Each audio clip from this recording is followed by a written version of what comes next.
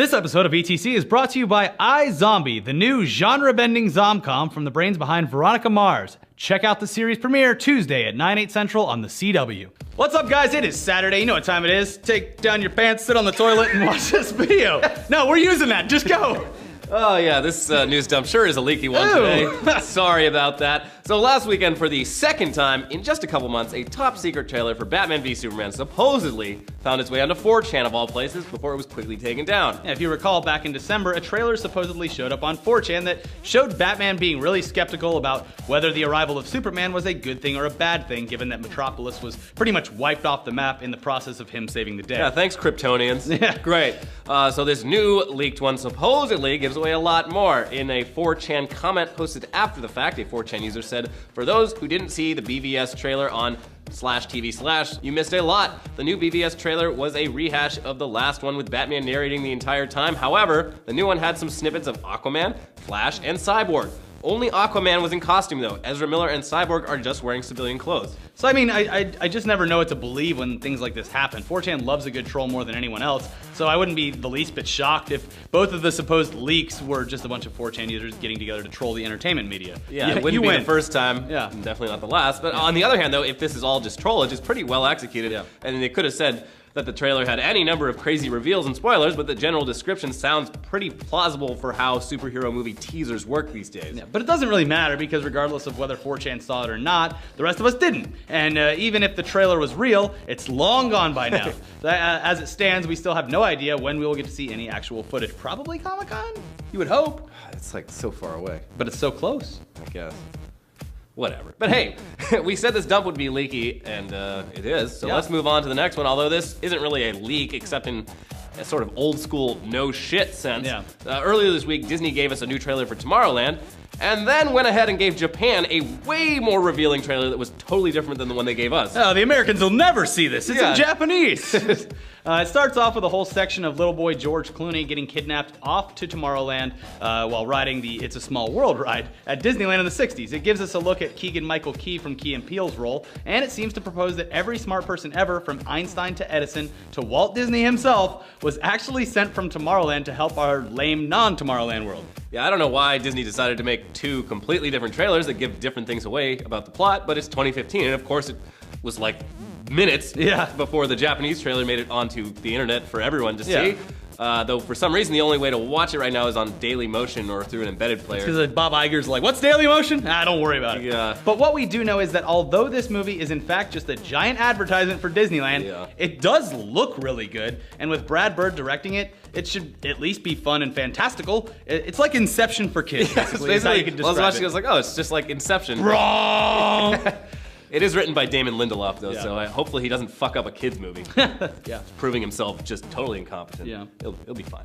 But while Disney going through their existing intellectual property and deciding to make a movie based on a land at their theme parks is a little weird, Disney deciding to make a live-action remake of 1941's Dumbo, directed by Tim Burton, might be a lot weirder. Yeah, we've had lots of conversations about this week. The guy who made Beetlejuice and Edward Scissorhands is gonna make a live-action version of Disney's classic story of an abused circus elephant who learns to use his big ears to fly with the help from a bunch of crows who are a little uncomfortable to watch these days. Yeah, let's see a little clip of that. Boy, them city folks is show in for a surprise. So there you go. I mean, we already covered the shit out of the old Dumbo in our History of Racist Cartoons video from a while back. If you really want to see a couple white guilt liberal douchebags go all social justice warrior all over this. Yeah, go watch that. We'll put it right here. Hold on. And I mean, I doubt Tim Burton's actually going to do a faithful adaptation complete with an all-black jive-talking group of crows played by Kevin Hart, Ron Funches, Craig Robinson, and Hannibal Buress, though I would definitely, that would be great. I'd watch the shit out of that, honestly. Anyways, let's assume none of the racial stuff comes into play. It's still just a story about circus animals, which aren't exactly seen the same way that they were over 70 years ago. I mean, last year's documentary Blackfish kind of fucked over SeaWorld once people realized how shitty it is to be a massive, intelligent whale trapped in a tiny tank. And even Ringling Brothers and Barnum and Bailey Philly Circus, the last major organization to do animal circus bullshit, is planning on no longer using elephants by 2018 after years of protests. Yeah, even PETA, who usually inhabits the militant, batshit insane quadrant of the animal rights world, had a pretty reasonable response to the movie's announcement, saying, "We're hopeful that in your adaptation of Dumbo, the young elephant and his mother can have a truly happy ending by living out their lives at a sanctuary instead of continuing to be imprisoned and abused in the entertainment industry." Yeah, but this is all in the very early stages still, and who knows, Tim Burton may very well be able to adapt the Dumbo story into something with more modern sensibilities. Yeah. It at least looks pretty likely that the elephants in the movie will be mostly CGI, but regardless of the plot, we probably won't have to worry about actual animals being exploited this time around, even though they weren't in the first one, it was just animated. It could go well. I mean, Tim Burton makes, like, circus stuff is in a lot of his movies. Big Fish is great. Yeah. Yeah. Who knows? But anyway, if animal rights stuff doesn't get you depressed, maybe young, extremely talented people getting hooked on heroin and shooting themselves in the head will. Yeah. Because there's a new trailer for HBO's upcoming Kurt Cobain documentary, Montage of Heck, and it looks like a real emotional roller coaster. Yeah, Montage of Heck is the first authorized biographical documentary about the Nirvana frontman, and it looks fantastic. It's already gotten great early reviews at the festivals. The filmmakers not only got access to a ton of unseen home video footage, but it looks like animation will play a huge part in the storytelling. Yeah, Cobain loved to draw and paint, and many of his original pieces are like really beautifully brought to life and movement, and there's a bunch of original animation of the many parts of Cobain's story that there isn't any footage of, like his teenage years and stuff. Yeah, Montage of Heck airs on HBO May 4th, and between this and the Scientology doc Going Clear, which comes out later this month, HBO's documentary game looks to be really on point recently. And on fleek as well. Yeah, on fleek. But on a lighter note, Breaking Bad and Better Call Saul creator Vince Gilligan wants you to stop throwing fucking pizzas on Walter White's roof. Yep. Gilligan stopped by the official Better Call Saul Insider podcast and implored fans to cut that shit out,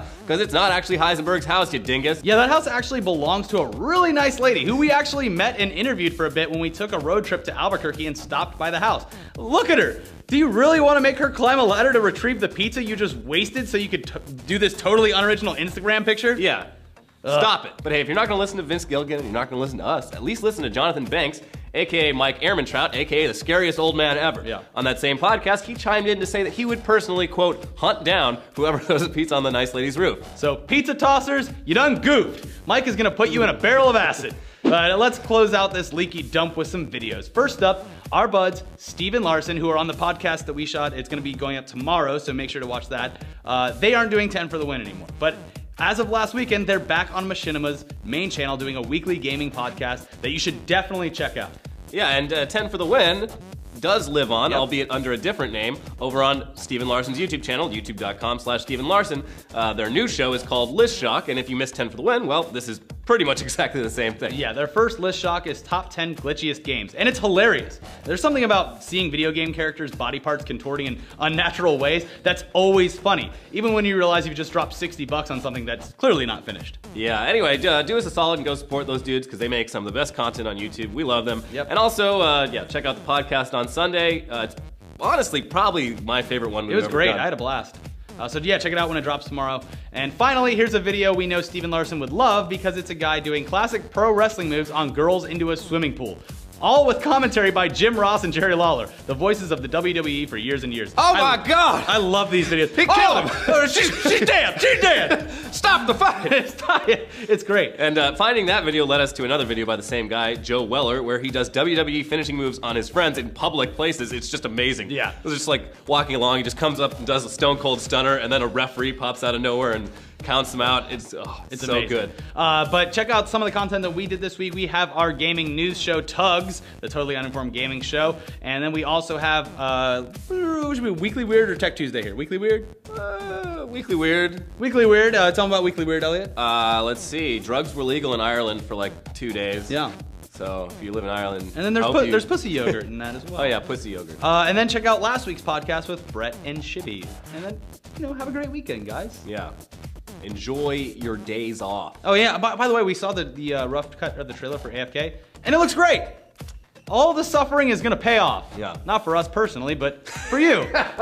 All right, we'll see you guys next time. Bye.